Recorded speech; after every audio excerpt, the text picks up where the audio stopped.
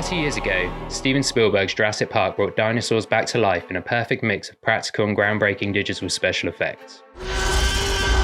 Jurassic Park fever took hold in the early 90s.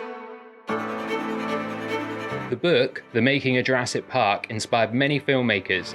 I read this over and over, cover to cover. In this series, I'll be taking you to the exotic Hawaiian film locations that featured in this book and in the movie. It was an adventure of a lifetime that I never thought I'd be able to do. But in true Jurassic Park style, life found a way.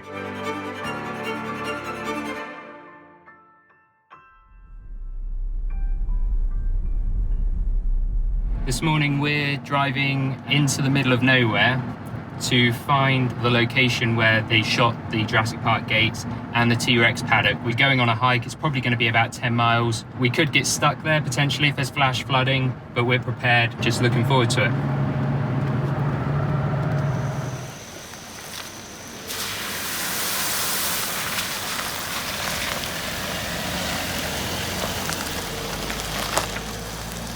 So we've just driven to the middle of the island and we're going to leave our car here now and we're going to take the rest of the hike on foot.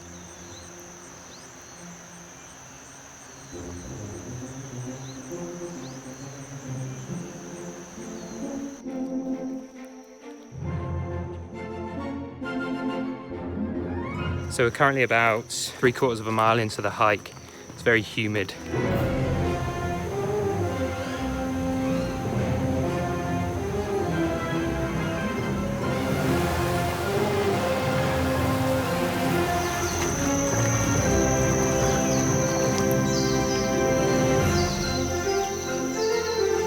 We are approaching a fork in the road and we believe we have to go left.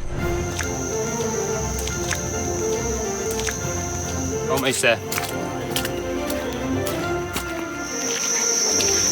Welcome to Jurassic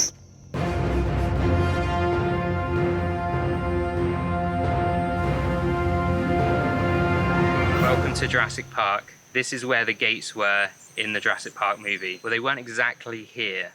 You've got two posts left and right, and a lot of people confuse this place as being where the Jurassic Park gates were. These posts are actually part of the service road, and when you look over at the post at the bottom, there's some yellow metal work, and that's part of the service road gate. These are not the Jurassic Park gates. The Jurassic Park gates will be just down here. So we are standing now where I believe the Jurassic Park gates were, here. If you look at the skyline behind, you can see the trees, and if you match the shot up, you can see that they were behind the gate. So literally in this spot here, the Jurassic Park explorers come through, the characters look up at the gate, and they're like, what do they got in there, King Kong? Right here in this spot. In these pictures, you can see the Jurassic Park gates under construction in 1992. It really does give you a sense of the logistics that would have been involved to shoot in this location. Not only getting the cast, the crew, the equipment to the location, but having to contend with the terrain and varying weather conditions. It really does help you understand how this film has stood the test of time. So now we're at the site of the actual Jurassic Park gates. I had to bring some stuff along with me from childhood. Actually, I've got my original Jurassic Park collector's card. I swapped this with a friend at school when I was 10 years old. I have my original Jurassic Park cinema ticket from 1993. This is 30 years old, showing my age. I also have some 35mm film clips from an original Jurassic Park film reel, and I'm just going to hold them up to the location just because I think it's cool. I've seen loads of people do things like this with photos. I've never seen it done with 35mm film, so I'm quite excited to do it. Having finished our time at the Jurassic Park Gates location, we decided that we wanted to hike deeper into the Kauai jungle to locate the T-rex Paddock from Jurassic Park.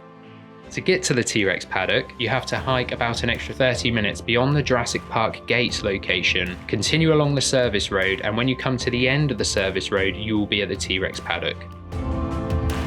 We're approaching the Tyrannosaur Paddock.